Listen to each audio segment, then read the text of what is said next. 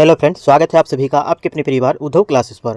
Friends, आज की इस सेशन में देखेंगे हम लोग रेलवे ग्रुप डी एग्जाम्स जो आपके 5/10/2018 में जो फ्रेंड्स आपके थर्ड शिफ्ट में एग्जाम हुए थे फ्रेंड्स, उस क्वेश्चन का पेपर एनालिसिस करेंगे। जो फ्रेंड्स आपके आने वाले ग्रुप डी के एग्जाम्स जो होने वाले हैं 2025 में, उसके लिए फ्रेंड्स ये सेशन आपके लिए बेहद इंपॉर्टेंट होने वाली है। जैसे कि फ्रेंड्स आपके रेलवे ग्रुप डी के एग्जाम पे पिछले ईयर के क्वेश्चन रिपीट भी होते हैं और उसी के आधार पर आपके आने वाले एग्जाम पे जो है क्वेश्चंस पूछे जाएंगे। आज की इस सेशन के माध्यम से फ्रेंड्स कुछ ऐसे भी तरीका जानेंगे जो आप न्यूमेरिकल क्वेश्चन जो खासकर रेलवे के सिलेबस पे बने हुए हैं, वो क्वेश्चन फ्रेंड्स आपको मैं 2 से 5 सेकंड में अंतर्गत एक ऐसे तरीका बताऊंगा जो फ्रेंड्स आसानी से आप बना सकते हैं। बिल्कुल ऐसे सटीक तरीके से बताऊंगा जो फ्रेंड्स आपके 100% एग्जाम पे इस तरह क्वेश्चन आएंगे और 100% आपको उस क्वेश्चन का जो है आपको मार्क मिलेगा। तो चलिए फ्रेंड्स, आज का इंपॉर्टेंट सेशन शुरू करते हैं फर्स्ट क्वेश्चन से। और एक बात और बता दूं फ्रेंड्स, आज का ये एपिसोड जो होगा हमारा 16 होगा। इससे पहले ऑलरेडी हमारा 15 तक कवर हो चुका है। आप अगर उसका अध्ययन करना चाहते हैं तो आप हमारे प्ले लिस्ट से जुड़कर उस सेशन का अध्ययन कर सकते हैं। तो चलिए फ्रेंड्स, आज का इंपॉर्टेंट सेशन आपके ग्रुप डी ईयर का प्रीवियस ईयर का क्वेश्चन देखते हैं। पहला क्वेश्चन क्या पूछे गए हैं,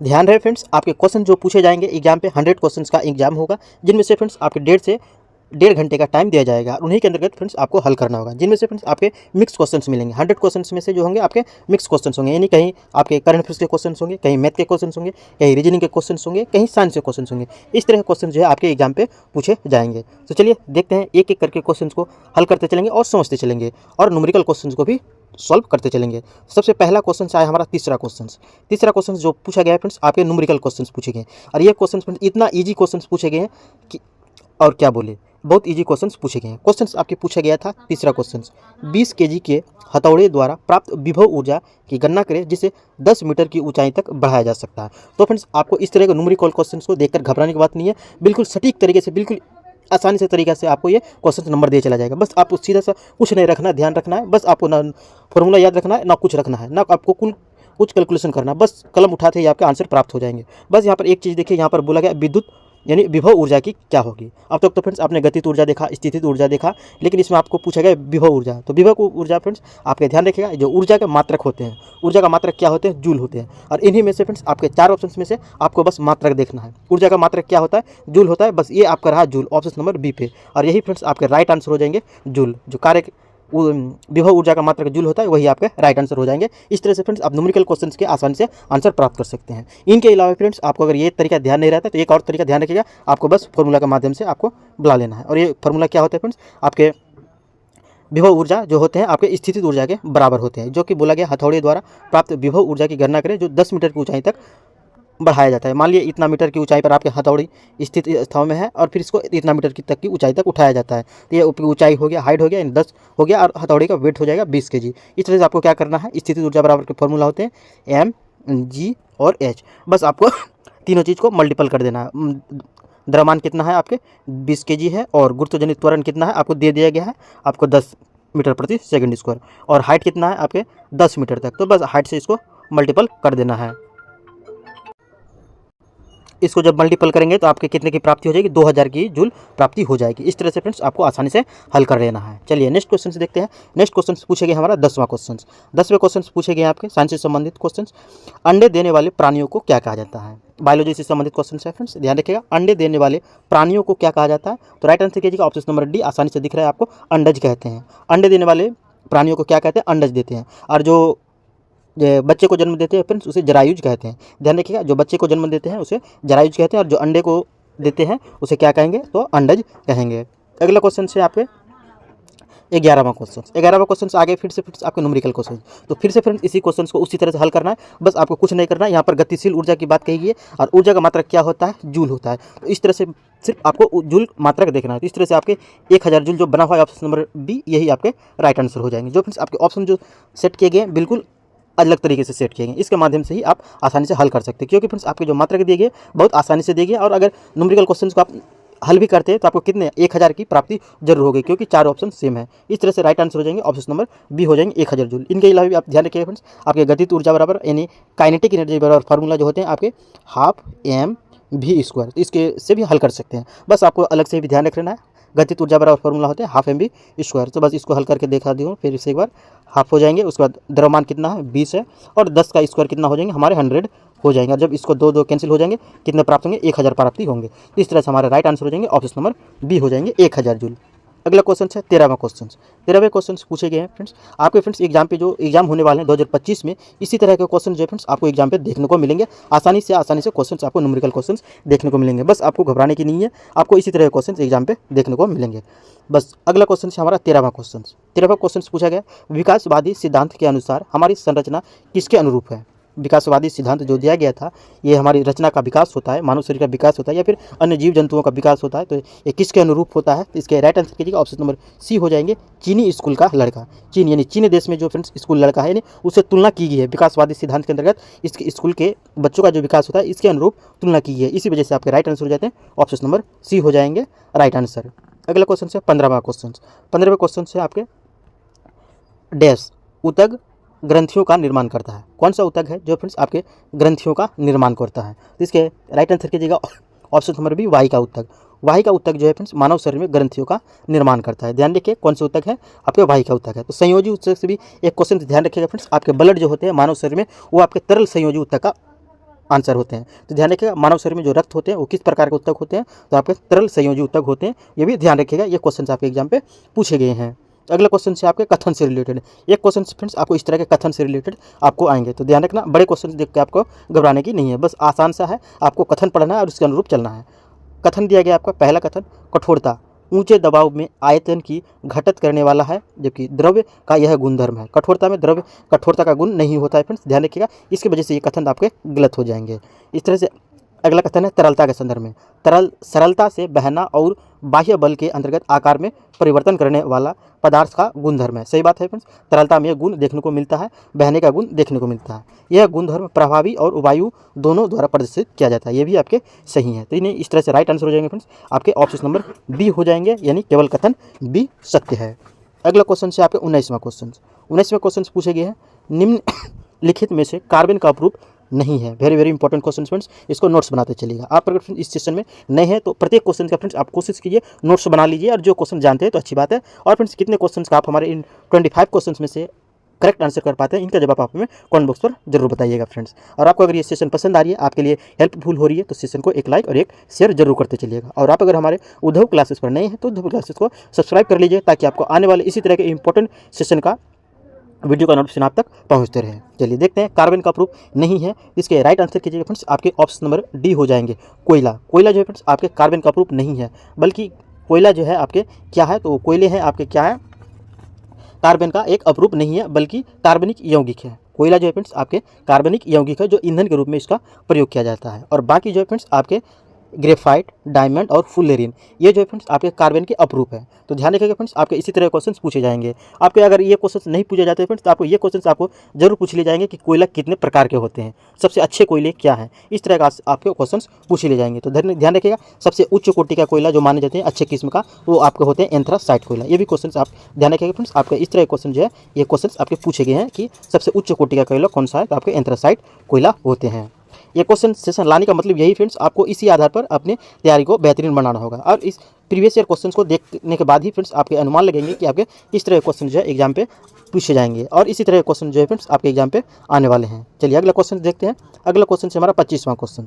25वें क्वेश्चन पूछे गए हैं, धातुएं विद्युत की अच्छी सुचालक होती है क्योंकि उनमें बहुत सारे ढीले आबंधित डैश होते हैं। क्या होते हैं, ऑप्शन के अनुसार परमाणु होते हैं, प्रोटॉन होते हैं, इलेक्ट्रॉन होते हैं, या फिर न्यूट्रॉन होते हैं। तो राइट आंसर कीजिएगा, ऑप्शन नंबर सी होते हैं, आपके इलेक्ट्रॉन होते हैं। ध्यान रखिएगा, धातुएं जो है विद्युत की अच्छी सुचालक होते हैं क्योंकि इसमें मुक्त और बहुत सारे ढीले क्या होते हैं, तो इलेक्ट्रॉन होते हैं। ध्यान रखिएगा फ्रेंड्स, धातुएं में जो विद्युत का चालन होता है वो किसके माध्यम से होता है, तो आपके इलेक्ट्रॉन के माध्यम से ही होता है।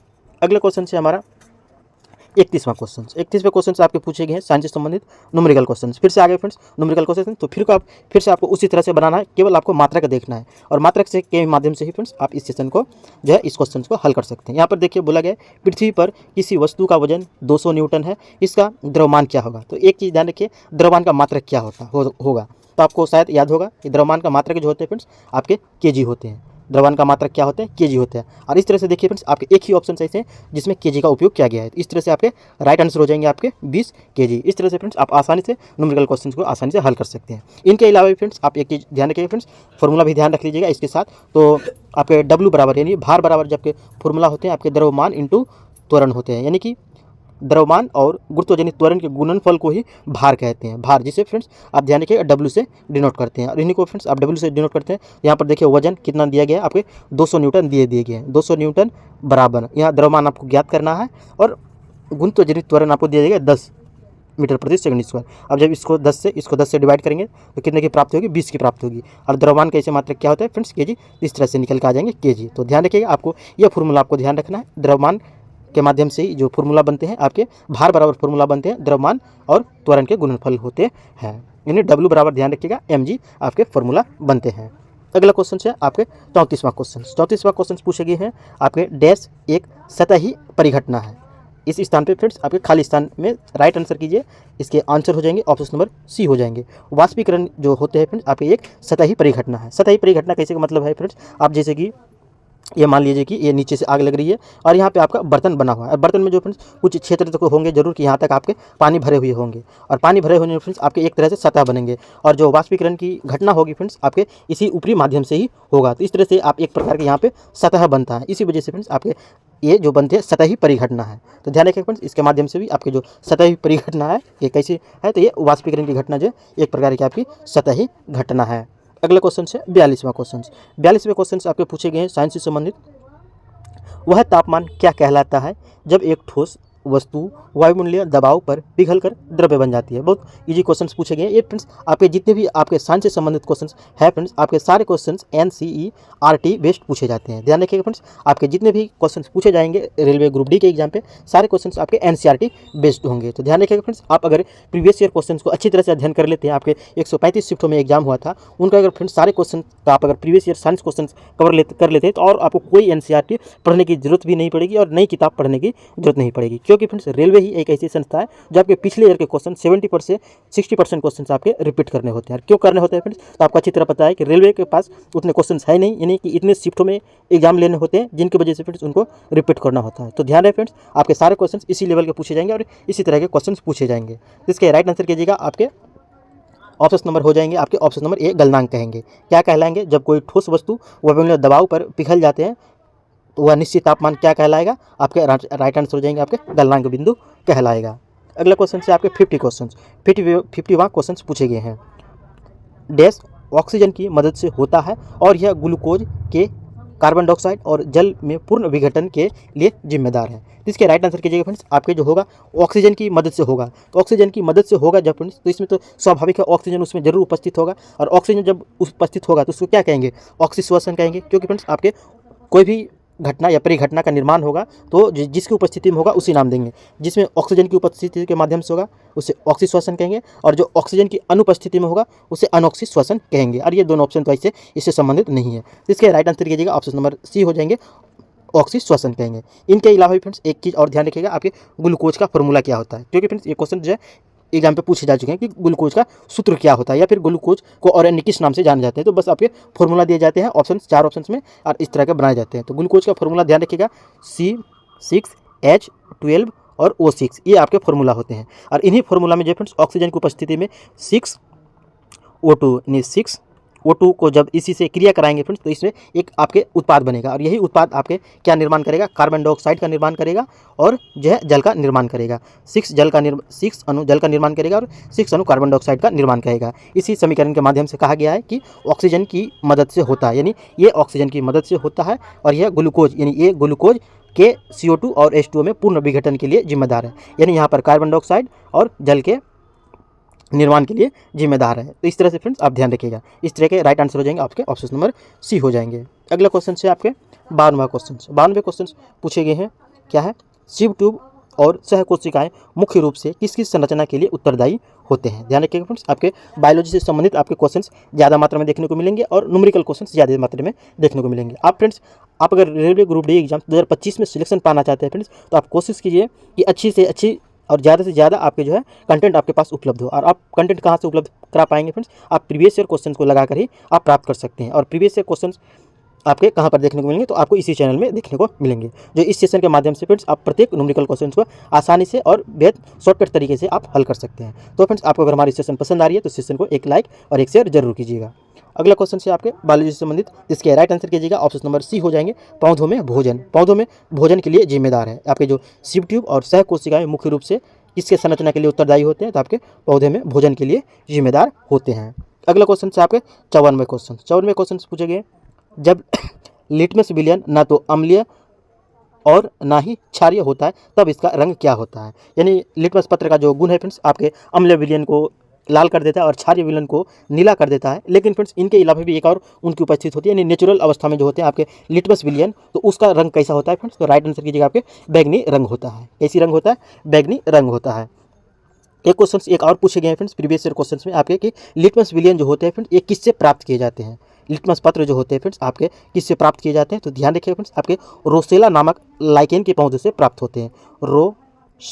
रोसेला नामक लाइकेन के जो पौधे होते हैं फ्रेंड्स उससे आपके प्राप्ति किए जाते हैं। तो ध्यान रखिएगा, आपके लाइकेन नामक पौधे से लिटमस पत्र की प्राप्ति की जाती है, जो फ्रेंड्स आपके न तो अम्लीय माध्यम में और ना ही क्षारीय माध्यम में उसका रंग जो होता है कैसा रंग होता है, तो आपके बैगनी रंग होता है। अगला क्वेश्चन से आपके न्यूमेरिकल क्वेश्चन, फिर आगे फ्रेंड्स आपके न्यूमेरिकल क्वेश्चन। अब तक हम लोग फ्रेंड्स 4 न्यूमेरिकल क्वेश्चन देख चुके हैं, तो इसको भी बस आसानी से तरीके से हल करना है फ्रेंड्स। आपको बस कुछ नहीं करना है।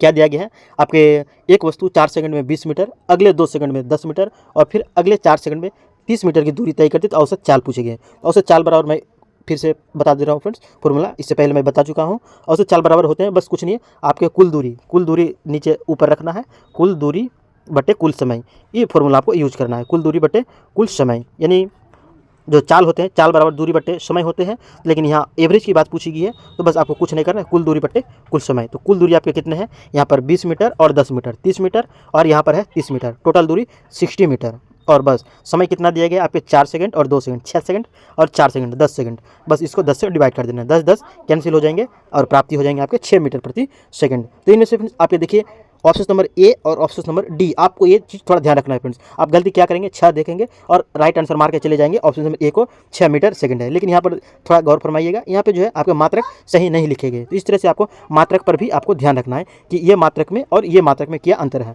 इससे भी आपको फ्रेंड्स गलती हो सकती है। तो आपको गलती नहीं करना है फ्रेंड्स, आपके मीटर प्रति सेकंड अच्छी तरह से देखना है, इस तरह क्वेश्चन भी आपके गलती करा सकते हैं। तो बस आपको थोड़ा मात्रक पे अच्छी तरह ध्यान देना है। अगला क्वेश्चन से आपके 58वां क्वेश्चन।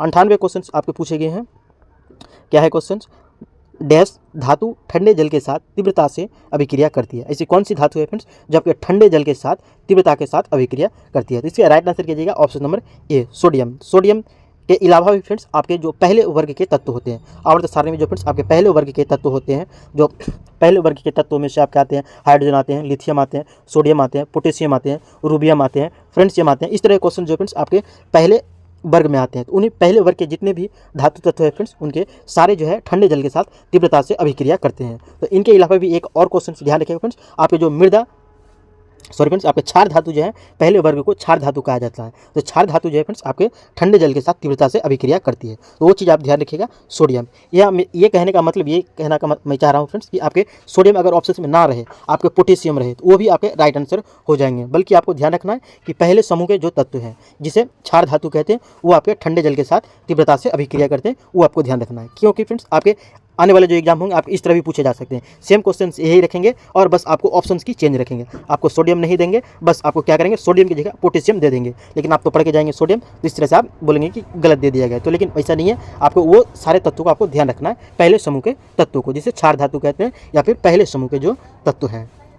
69वें क्वेश्चन पूछे गए हैं, 2 किग्रा की एक पिस्तौल से 150 मीटर प्रति सेकंड वेग के साथ 30 ग्राम की एक गोली क्षैतिज रूप से चलाई जाती है, पिस्तौल का प्रक्षिप्ति वेग कितना होगा। तो इसमें ध्यान रखिएगा फ्रेंड्स, जब भी आपको इस तरह का पिस्तौल से संबंधित आए क्वेश्चंस, आपको बस मैं बता चुका हूँ एक बार पहले कि एक तरफ आपको रखना है बंदूक का वेट यानी बंदूक का द्रव्यमान और बंदूक का द्रव्यमान और बंदूक की गोली का वेग यानी प्रक्षिप्त वेग, यानी पीछे की ओर जो वेग होगा उसको मैं मान लेता हूँ कि x मान लेता हूँ, और एक तरफ जो होगा आपके गोली का वेग और गोली का द्रव्यमान। ये चीज़ आप ध्यान रखिए, एक तरफ वेग और द्रव्यमान आएंगे यानी संवेग होगा, यानी संवेग होगा यानी वस्तु का गोली का संवेग, और एक तरफ होगा आपके बंदूक का संवेग। इस तरह से भी आप ध्यान रख सकते हैं, यानी ये फॉर्मूला ध्यान रखिएगा। एक तरफ जो होगा आपके बंदूक का वेग और जो बंदूक पीछे की ओर झटका मारेगा उसे प्रक्षिप्त वेग कहते हैं, तो ध्यान रखिएगा, उसको मैंने x मान लिया। और जो होते हैं आपके गोली का वेग और गोली का द्रव्यमान, तो यहाँ पर बंदूक का वेग कितना दिया गया, बंदूक का वेट 2 kg, और इसको मैं मान लेता हूँ x मीटर प्रति सेकंड की वेग लगाएंगे, और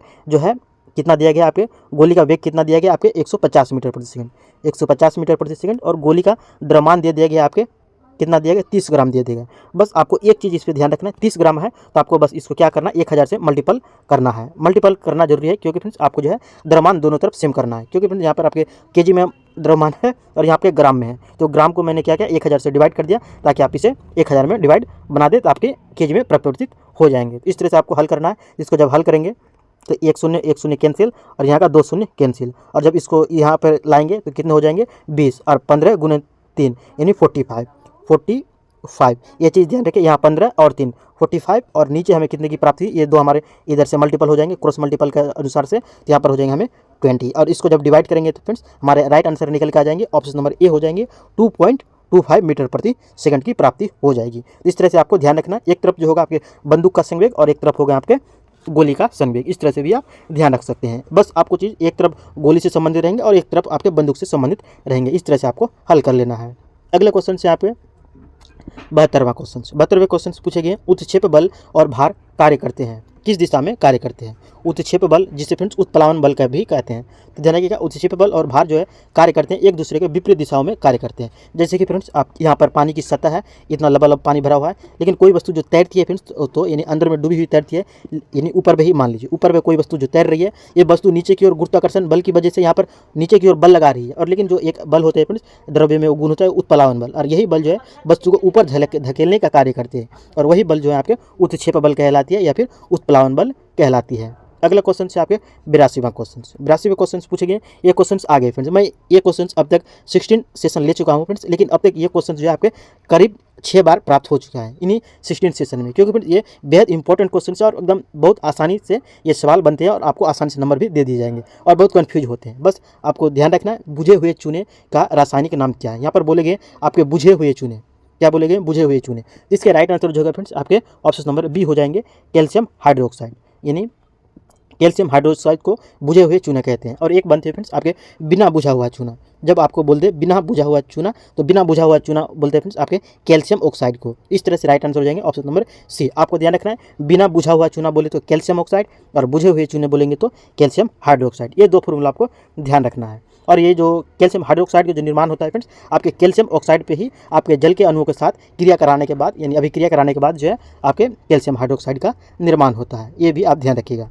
अगला क्वेश्चन से आपके 88वें क्वेश्चन पूछे गए, न्यूमेरिकल क्वेश्चन। फिर से आगे फ्रेंड्स न्यूमेरिकल क्वेश्चन, तो फिर आपको वही तरीका लगाना है फ्रेंड्स, आपको मात्रक पे जाना है सीधे बस, क्योंकि आपके सारे ऑप्शन में जो दिए गए 50-50 दिए गए हैं। तो आप न्यूमेरिकल क्वेश्चन को हल करके क्या कीजिएगा, जब एक ही क्वेश्चन ही बनेंगे तो बस आपको कुछ करना नहीं है, कार्य कितना करना पड़ता है। तो कार्य का मात्रक क्या होता है, जूल होता है। इस तरह से राइट आंसर हो जाएंगे ऑप्शन नंबर सी हो जाएंगे, कार्य का मात्रक जूल, बस 50 जूल हो गया। लेकिन इनके अलावा फ्रेंड्स आप न्यूमेरिकल क्वेश्चन भी जान जाइए इसके साथ फॉर्मूला के माध्यम से। बोला गया 10 वोल्ट के विभवांतर वाले दो बिंदुओं पर 5 कूलाम के चार्ज को स्थानांतरित करने में क्या गया कार्य कितना होगा। तो बस आपको कार्य के बराबर आपको ध्यान रखना है, कार्य जो होते हैं आपके विद्युत के संबंध में बस आपको विभवांतर और आवेश, विभवांतर और आवेश के गुणनफल को ही कार्य कहते हैं। ध्यान रखिएगा, विभवांतर और आवेश के गुणनफल को ही कार्य कहते हैं। तो बस हो गया कार्य बराबर फॉर्मूला विभवांतर इंटू आवेश, यानी W बराबर आपके फॉर्मूला बनते हैं आपके विभवांतर V इंटू Q। बस आपको क्या करना है, V Q से मल्टीपल करना है। वोल्ट कितना है आपके 10 है और 5 कूलम है, कितना हो जाएंगे 50। बस इस तरह से राइट आंसर निकल के आ जाएंगे 50 जूल। अगले क्वेश्चन से आपके पूछे गए हैं 89वां क्वेश्चन। नेक्स्ट क्वेश्चन, इसमें भी फ्रेंड्स आपको वही तरीका लगाना है, तो इसमें थोड़ा अलग ऑप्शन है, तो इसको आपको न्यूमेरिकल क्वेश्चन हल करना होगा। पूछा गया है आपके, एक मजदूर भूमि से 10 किलोग्राम का सामान लेता है और भूमि से इतना मीटर यानी 1.1 मीटर के ऊपर अपने सिर पर रखता है। इसके द्वारा सामान पर क्या गया काम की गणना करें। तो काम की गणना जब भी बोले फ्रेंड्स इस हाइट के संदर्भ में दे और गुरुत्वजनित त्वरण दिया हुए रहे, तो आपको कार्य बराबर फॉर्मूला लगाना है। वो आपको फॉर्मूला होते हैं MGH। बस ये 3 चीज़ से आपको मल्टीपल कर देना है। ये जो आप फॉर्मूला यूज करेंगे फ्रेंड्स आपको क्वेश्चन से समझकर ही आपको लगाना, क्योंकि फ्रेंड्स यहाँ पे जो है आपको द्रव्यमान दिया गया है, गुरुत्वजनित त्वरण दिया गया है। और इससे पहले वाले क्वेश्चन से देखा हमने 88वां क्वेश्चन, उसमें आपके आवेश और विभवांतर दिए गए हैं, तो उसमें आपको अलग फॉर्मूला दिया गया था। लेकिन इसके लिए ये फॉर्मूला आपको ध्यान रखना है क्योंकि गुरुत्वजनित त्वरण दिया गया है। तो आपको गुरुत्वजनित अब तीनों को मल्टीपल कर देना है, 10 मल्टीपल गुरुत्वजनित त्वरण 10 और हाइट कितना है 1.1 मीटर, 1.1 मीटर के बदले 11/10 मीटर भी रख सकते हैं। ये 10 और ये 10 कैंसिल, और जब 10 को 11 से गुना करेंगे तो हमें प्राप्ति हो जाएंगे 110 जूल। इस तरह से राइट आंसर हो जाएंगे आपके ऑप्शन नंबर डी हो जाएंगे 110 जूल। नेक्स्ट क्वेश्चन पूछे गए हैं आपके 93वां क्वेश्चन यानी 93वां क्वेश्चन। 93वें क्वेश्चन आपके पूछे गए हैं आपके किसी भी माध्यम में, जैसे कि हम डैश पढ़ाते हैं ध्वनि की गति बढ़ जाते हैं, जब किस चीज़ को हम बढ़ाते हैं तो उसकी ध्वनि की गति बढ़ जाती है। तो ध्यान रखिए फ्रेंड्स, किसी भी माध्यम में जो आप फ्रेंड्स तापमान को आप अगर वृद्धि करते हैं तो आपके ध्वनि की गति बढ़ जाएगी। और कितनी बढ़ जाएगी फ्रेंड्स, किसी भी माध्यम का आप अगर 61 आपके 1 डिग्री टेम्परेचर आप अगर वृद्धि करते हैं फ्रेंड्स तो आपके ध्वनि की चाल जो होती है फ्रेंड्स आपके 0.61 मीटर प्रति सेकेंड की दर से वृद्धि हो जाएगी। ध्यान रखिएगा, ये भी क्वेश्चन आपके पूछे गए हैं कि ध्वनि की चाल 1 डिग्री सेल्सियस किसी भी वातावरण का टेम्परेचर जो है 1 डिग्री सेल्सियस बढ़ाने पर आपके 0.61 मीटर प्रति सेकेंड के हिसाब से जो है वृद्धि हो जाती है। तो ध्यान रखिएगा, वातावरण का ताप बढ़ाने पर ध्वनि का वेग भी बढ़ जाता है। ये क्वेश्चन आपको ध्यान रखना है। अगला क्वेश्चन से आपके 100वां क्वेश्चन। 100वां क्वेश्चन में ये क्वेश्चन जो है फ्रेंड्स ये आपके साइंस से संबंधित हो भी सकते हैं, नहीं भी हो सकते हैं। ध्यान रखिए, ये क्वेश्चन कई बार एग्जाम में पूछे जा चुके हैं, इसलिए मैं आपको बता दे रहा हूँ। कुडनकुलम परमाणु ऊर्जा संयंत्र कौन से राज्य में अवस्थित है? तो ध्यान रखिए फ्रेंड्स, ये आपके कुडनकुलम परमाणु ऊर्जा संयंत्र जो है फ्रेंड्स आपके तमिलनाडु राज्य में अवस्थित है। तो फ्रेंड्स हमारा ये 100 क्वेश्चन में से करीब 25 क्वेश्चन का सेशन यहीं से समाप्त हुआ। अगर फ्रेंड्स आपको ये सेशन पसंद आई है, आपके लिए हेल्पफुल हुई है, तो सेशन को एक लाइक और एक शेयर जरूर करते चलिएगा। और आप अगर हमारे उद्धव क्लासेस पर नए हैं तो उद्धव क्लासेस को सब्सक्राइब कर लीजिएगा और बेल आइकन को भी प्रेस कर दीजिएगा, ताकि आपको हमारे आने वाले इसी तरह के इंपॉर्टेंट वीडियो का नोटिफिकेशन आप तक पहुंचते रहे। अब फिर मिलते हैं फ्रेंड्स इसी तरह के इंपॉर्टेंट एपिसोड 17 को लेकर नेक्स्ट सेशन में। Thanks for watching.